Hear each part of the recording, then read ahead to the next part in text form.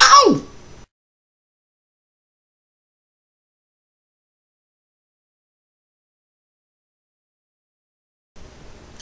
Greetings, YouTube. This is DecKrash, better known as Brandon. Finally, at long last, bringing you another review of Terra Nova. And yes, I've been lazy. So once again, it's a two for, well, should I say a three-er, seeing how the season finale was 2 episodes in one. So the first episode, when you compare it to the final 2 episodes that make up the season finale, it's not a whole lot to say. I could have gone and expounded on a lot of things, but the short end of the short telling of it is that you pretty much get the big reveal to Taylor and the rest of the folks are in his little inner circle that Sky is the spy who's been going to the Sixers and giving them information here and there. That of course Jim finds that out, you know, narrowing the whole deal with the blood sample down to that small group of people, and so he does his own little bit of detective work. Then of course Sky asks Josh to lie for her again, and of course this ends up once Jim finds out getting Josh grounded again. This boy has a poor track record with honesty with his dad, though his dad did give him this grim telling, just don't ever lie to me again. And I'm just like, man, if that was me and my dad, I don't think my dad would ever trust me again for a very long time. So anyway, Josh grounded again. Sky gets found out.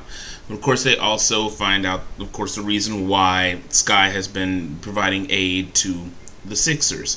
They find out that the Sixers had been treating her mother for a particular type of disease that affected people in Terra Nova. Taylor had thought that her parents died, but when her mother took ill with that sickness, she got her out of the colony and brought her to the Sixers, who claimed to have found a cure for it. They were harvesting some sort of plant and grinding it into a medicine for her and keeping her alive. Well, of course, the Sixers were working for Lucas, Taylor's son, who you've been learning more and more about if you've been watching the series. And, of course, Taylor's relationship with Lucas is anything but good, of course.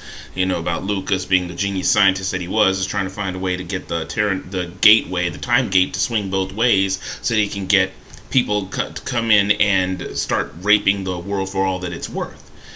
Well, he pretty much starts coercing Sky into working for him once she sees that the Sixers have sort of her mother as a bargaining chip, and he gets her to put a particular device into the time gate. They did a very interesting reveal. The time gate, when you go through it, we didn't see this in the first episode of the series. But when the time gate, when you go through it, they actually have a device that fixes the point. Without it, people end up coming out at random spots within, I think, 3 kilometers of Terra Nova. And so that particular device fixes the time gate. People sat there and, you know, bemoan the whole deal about it being like Stargate, and I was just like, that is not like Stargate at all. It was just a device to fix the exit portal so that it doesn't keep switching locations all the time.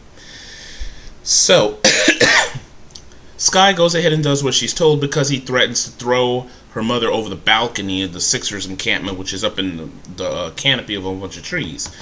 She does what she's told, and just in time for Jim to make the big reveal and Taylor pretty much to track her down, she finally tells Taylor what had happened, that she had her mother, and that she pretty much confesses about what had been happening with Lucas. Here's an interesting thing. You don't see much of Lucas up until the last few episodes, and this episode is really where you get to see a great deal of Lucas's personality. And this kid is twisted and evil. I mean, wow. You just wonder, you know, what happened to you, boy? So, and I'll tell you a bit more about it once we get into the season finale. So, long story short, they find out that Sky's been working for the Sixers. She pretty much explains, you know, that you know what happened, and they were using her mother to make her do all these things. And in the end of the day, what happens is that Taylor, who's been having that soldier who he had kicked out of Terra Nova for murder in the previous episode, he's been in the Sixer camp, pretty much working as an inside boy. So he gets her mother out of the camp, and once the Sixers realize that their position had been compromised, they scatter like roaches. So Skye has her mother back in Terra Nova, and not only that, but a sample of the medicine that they've been giving her. And so they're able to synthesize a cure for the disease, and her mother recovers. But of course, once they realize what's been going on, Commander Taylor pretty much has a confrontation with his son, and once again, as in the previous episode in the flashback, shows that Taylor could never bring himself to shoot or kill his own son. And his son pretty much activates the portal and steps through it back to what is called Hope Plaza, which is where the portal from 2145, I think it was 2149. Well, anyway, back to the future or present or whatever. So they're kind of wondering what's going to happen to him, but of course, seeing how his son had been working for some really rich and important people, they're pretty sure that he'd be able to worm his way back in where he needs to be. So that episode ends with Taylor sort of giving the people of Terra Nova a pep talk, warning them that there is danger that's probably going to come, because the 11th pilgrimage is coming through. The 11th group of colonists are supposed to come through to Terra Nova. And so they're wondering what's going to happen next. Well, of course, segue into the season finale. 2 episodes long. Wow. That's all I can say about it. Oh, before I start, the previous episode, good solid 9 out of 10. Very, very good with the plot, flowed really well. Really get that big build up to the season finale. Okay, so it wasn't really much that was really bad that I could say about it, except maybe that Josh should have known better than to lie for Skye. But he and Skye are very close. At one point in time, it hints that they were probably going to become more than just friends. But of course, Josh was still pining over the girl he left behind. So let's start off with that, the girl he left behind. The next episode opens up with the soldiers all getting prepared for the next pilgrimage, and they know that, in case Lucas tries something, they have like a whole lot of extra soldiers, and they fortified the area around the exit portal. And so when the 11th pilgrimage comes through, Jim, who has pretty much told Josh that he'd get his girlfriend to go with him, that he's waiting along with the soldiers, and when the pilgrims start coming through, things seem all normal, and then when the girl, Josh's girlfriend, comes through, Jim goes to bring her along, and then another guy appears, and he's just all scared looking, like some sort of a rabbit in headlights, and he just says, help me, help me, help me. And then he opens up his jacket, bombs. Pretty much, big boom. Jim wakes up, 8 days later in the infirmary, unable to hear very well because of the loudness of the explosion, and finds out that this group of mercenaries have taken over Terra Nova and have pretty much made short work of the soldiers that had stayed behind there. And so now they're pretty much running the place like a prison camp, because Taylor and a whole bunch of other soldiers managed to escape, and it turned it into basically a prison camp holding these people hostage.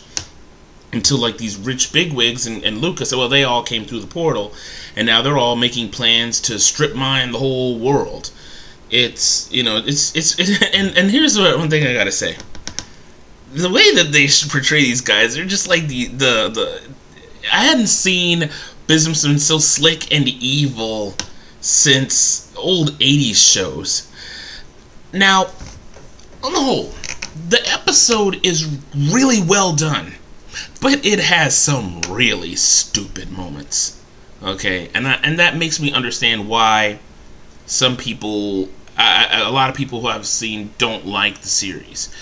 Because this episode, though probably one of the best in the entire series thus far, it has some really dumb moments. It's pretty much Jim fakes being turned a little stupid and deaf by the explosion to hide the fact that he's secretly helping out Commander Taylor, who's been now this is kind of one of the stupid moments. They discover the location of Commander Taylor because he shot one of the soldiers in the knee, and he left like little notes, notes etched on the bullets. Now, okay, Jim's a detective. He was a policeman in the future. But still, that's kind of really pushing it, if you ask me. It's pretty cool the way he did it, but still, I just did not find that quite unbelievable. Okay, so he hooks up with Taylor and the soldiers, and he start causing a little mayhem around the with the mercenaries. The rich guys were planning to detonate this bomb that would have cleared a whole area kilometers wide so they could strip mine the area for meteoric iron. But they managed to defuse the bomb, which was actually one of the cooler scenes in the series, because it was really, really intense. The defusing the bomb thing. I hadn't been that, kind of that on edge since watching the movie Speed.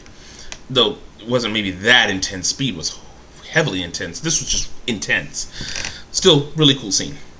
Then after that, he gets there's sort of a slight montage-ish thing going, showing how Jim and other people in Terra Nova, key people who have been helpers at times, are helping out the efforts for Taylor and his people, disrupting a lot of the activities of the mercenaries, and pretty much making life miserable for Lucas.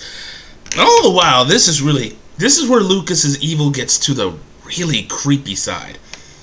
Because Skye was treated like a daughter by Taylor, Lucas feels some weird kinship with her, yet borders on the vaguely incestuous. Yeah, it's that bad. He's like, well, I'm his son, and since he treated you like a daughter, I guess that makes you my sister. And like, he keeps wanting to be around her, and always making these comments about, oh, my beautiful sister, come to me. I'm just like, yeah, it's like something out of Caligula. Don't watch Caligula, please. God, no. Anyway, that's just how twisted this guy. I mean, something's not quite right. I mean, they do explain the reason why he hates his dad so much. They finally get that big reveal going. That there was some sort of incident in Somalia where they must have been captured by warlords, and they were going to execute a lot of people, and they forced his dad to make a choice. Choose your son or your mother. One of them is going to die, so he chose his son. And he watched his mother be killed. He said, I watched my dad watch my mom get killed. And he forever blamed his dad for it. Good reason for being a villain. I guess if you harbor that kind of resentment and hatred, yeah, it's going to turn you a little kooky. But man, Lucas just is just evil. And the big business guy who Lucas was working with is just so... He has that kind of sliminess mixed with spinelessness that you see in a lot of movies that portray big businessmen. Is that if you've ever seen the movie Avatar, or even actually it's more like Aliens, the big business guy that Paul Reiser played, this business guy is a lot like that. And of course he's even like hypochondriac because he gets bit by some sort of prehistoric insect, and he gets this it's really nasty looking rash. I mean, I've never seen bumps that big. And he's just like hates being in that era, and he's just like really, really wanting to get home. It's almost like he borders on whiny. But speaking of that rash, this is where Elizabeth gets her chance to shine. I never thought she was capable of being that sneaky. What happens is that Lucas is making so many untoward advances to Skye, and finally Josh just snaps. And he basically beats the stuffing out of Lucas in the bar at Terra Nova. And then, of course, Lucas gets the soldiers to grab him and hold him while he starts beating him up. Well, Jim gets wind of it, and he's like, to hell with the disguise, and he goes in there and comes to Josh's rescue. Starts whooping a little behind, too. And so, of course, they're pretty much overpowered after a while, and they get dragged off to the the little brig, the small prison that they have. But while during that time, the business guy is getting treated for the rash, and Elizabeth, one of the nurses, injects him with something. He's like, "How's the rash?" And says, "Is antihistamine working?" He's like, "No, as a matter of fact, it's making it worse." And then she starts talking about some sort of strange parasitic worm that swims up through your nervous system and starts going to your brain. And she said, "You just got injected by that." And he's like, "What?" And he's like, my son and my husband are being held." And he said, "If you want to get rid of the parasites," he said, "then you're going to set them free." And she holds these 3 vials and says, "2 of these are poison, 1 is a cure." He's like, "I know which one it is." So I was just like, wow, that is just devious. I loved it, man, just to get Jim free. And after that, they managed to escape Terra Nova to go pretty much with Commander Taylor's group. And this leads up to one of the best and even most heartbreaking scenes, where you have Washington, lady who of course those of you who've been watching the show know is Taylor's second in command, his right-hand woman. And she pretty much helps Jim and his family get out of Terra Nova, but she stays behind after making the diversion. And the soldiers capture her and find out that she has this transponder that had caused a massive explosion and whatnot. So she gets dragged to the town square, and Lucas, who's just gone into full, ape, what mode, he's like pointing the gun, saying, "You have 3 seconds to reveal where my dad is." And she they have her kneeling down. She pretty much stands up because she pretty much says, "I'm not gonna face death," like a wuss. So she stands up, stares the gun barrel right in the face, and he says, "You have your father's eyes." And all the while, Taylor's looking at this after Jim and his family are all safe, and he sees her getting shot down. I mean, it's just like, wow, because you've seen this lady throughout the series, and though her part has not always been the biggest part, she has definitely been a steadfast part of the retinue of soldiers that work with Taylor, and has been very, very a steadfast friend and just really good. Her part was never terribly large, but it was always very well done. So you see that character getting killed, and you're like, dang. Just sent a chill down my spine. So that pretty much gears everything up for the big finish, because before the Jim's family leaves, she tells him to remind Taylor of a certain place, and when he did that, basically the reminder is a tactic, and it gets Taylor the idea. They need to destroy the Hope Plaza, which is where the portal is being maintained, back to basically in 2149. So they concoct an elaborate plan which consists of distractions and using the enemy's vehicles against them, and it gets Jim back into the future to plant the bomb which they had defused to go and destroy Hope Plaza. And to do that, they put another distraction in Hope Plaza, where they end up taking a Carnotaur with them. And that was just like a scene out of Jurassic Park 2. And it could have been completely and totally cheesy, but this one worked really well. Whereas, of course, Jurassic Park 2, you just had T-Rex that managed to get out of the ship and cause a bunch of mayhem. No, this was a tactical. this was purposely done as a tactic, and you had a lot of people becoming lunch in that facility, while Jim pretty much had to set the bomb and get the hell out of there. So that was a really good scene. And then, of course, all the while back in the past, in the dinosaur time, you have a big meetup between Commander Taylor and his son, which leads to another moment of the series, which I thought was really, really, really stupid. You had the big fight between them, and of course Taylor is just basically wiping the floor with this kid. As much of a genius he is in science, he's not exactly a good fighter.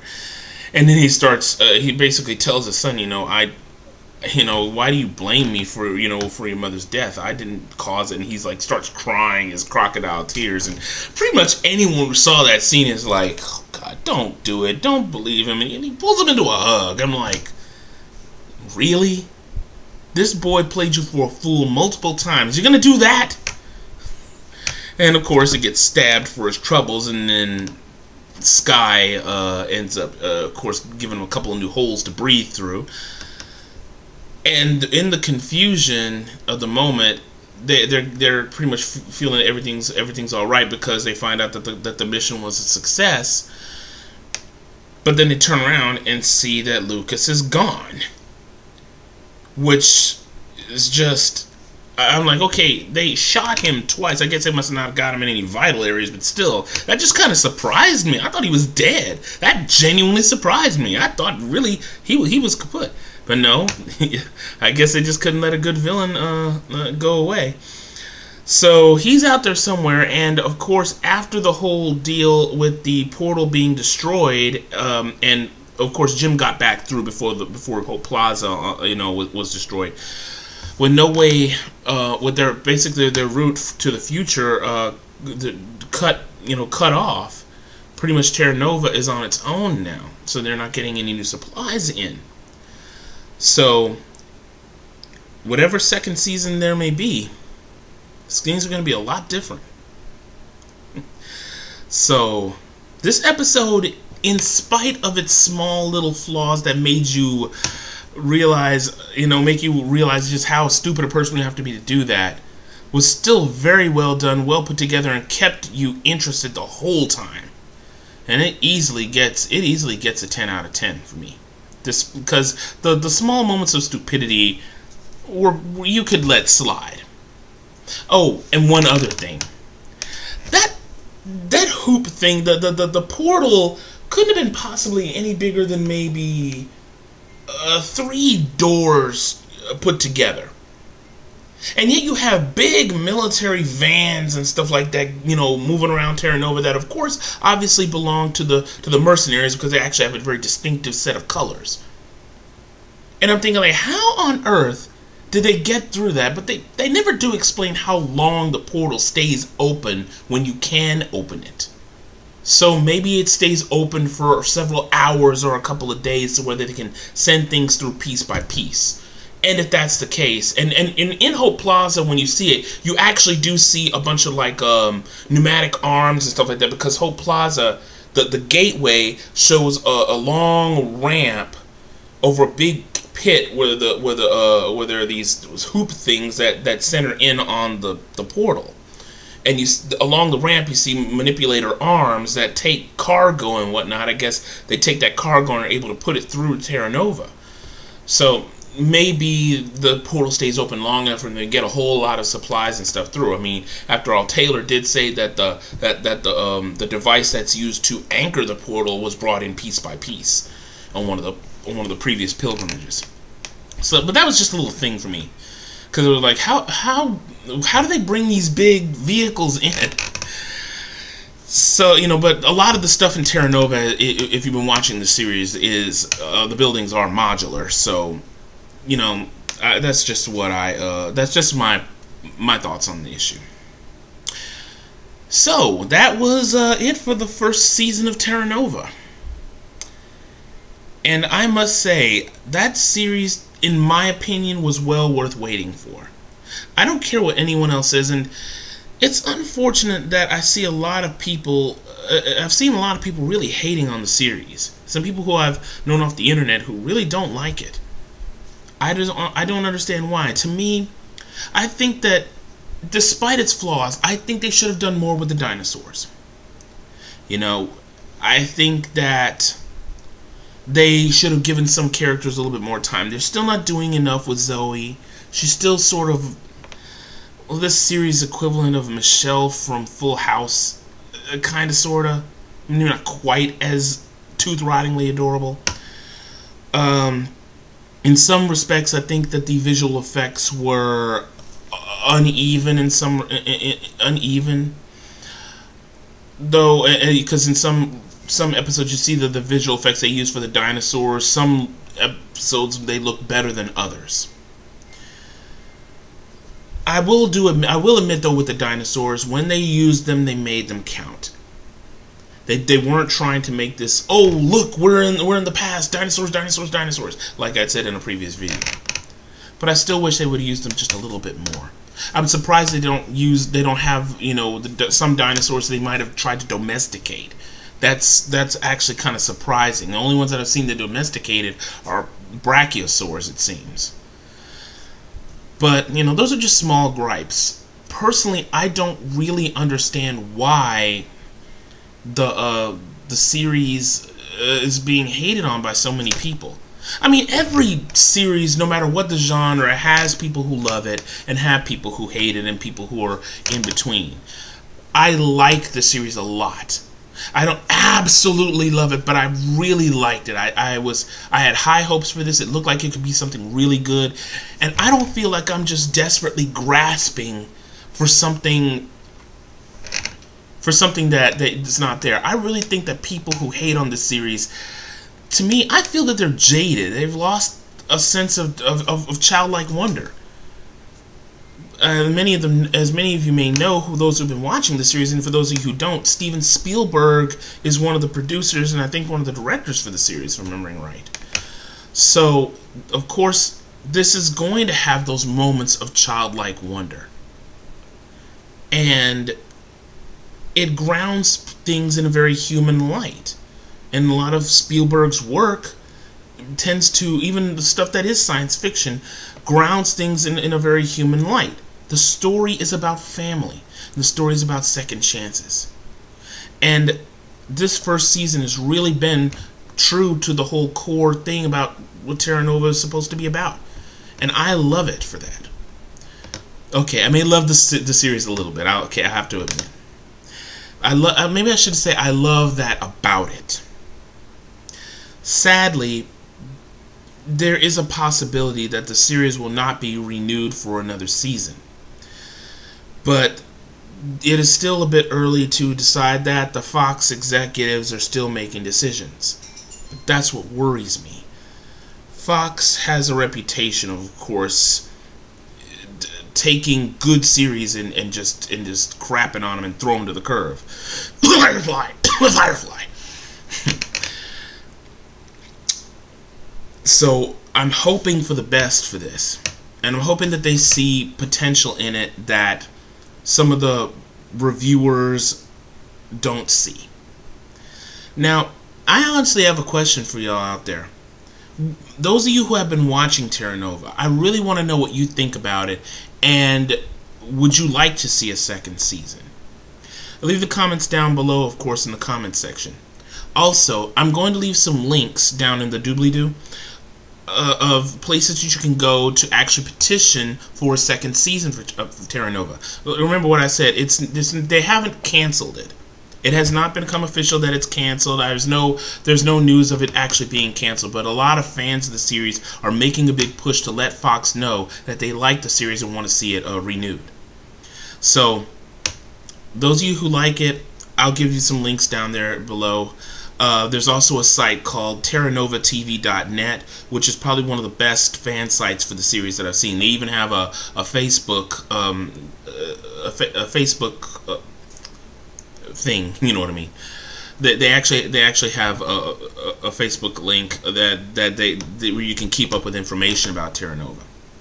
So I'll be sure to supply that for y'all down there. So here's hoping that there will be a second season, because I didn't give a big reveal at the end. Now, I know it's a bit late to say spoilers, but if you're still interested in watching the series, despite pretty much me telling you almost everything that happens, I did leave out some details. If you really don't want to hear the big twist-ish thing at the end, I suggest you stop right now and let me just go ahead and say goodbye. Now, for those of you who decided to stay, there was a thing that the business guys were really looking for, and they said it was out in something called the Badlands, some area that had absolutely nothing worth of value, and they kept it hidden. And at the very end of the episode, they revealed that they opened up this crate that they had kind of switched out so that Jim could go into Hope Plaza. It was an ornament for a ship bow made of wood. It looked like something off of a ship from the 1800s, very old looking. It looked like an angel or maiden. You could see the shape of it. How, if you've ever looked at pictures of old ships, schooners, galleons, and such from the 17th to 18th centuries, it's one of the ornamental decorations they put on the bow of the ship. So you're wondering, how on earth did something like that get into the Cretaceous period? Maybe the time rift doesn't just lead to 2149. Let's chew on that. So, like I said, people, comment. I'd really love to hear your thoughts on whether or not there should be a second season, whether or not you liked it or disliked it. Like I said, as always, keep it civil.